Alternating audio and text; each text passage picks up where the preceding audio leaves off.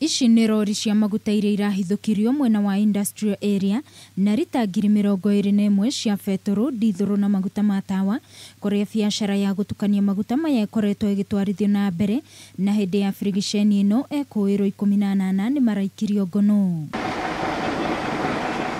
Munene wa ruhonge rwa Flying Squad Nairobi Musa Yego augĩte makoretwo makirutithania wĩra na ruhonge rwa kuramata thogora wa maguta ERC nĩguo kunyita arĩa makoretwo magitwarithia biacara ĩno na mbere. Tumepata mashini ya kufuta hiyo mafuta ambaye ni mashini 4 na kukamata washukiwa 18. Ile ningependa kuonya wananchi wale wanaona mahali panapo fanyiwa biashara kama hii wahakikishe wanachulisha polisi. 18 acio nĩ megũkinyio igoti-inĩ ũmũthĩ gũkũ a Kenya makĩũrio kũhũra riboti rĩrĩa mona biacara ta ĩno ĩgĩtwarithio na mbere.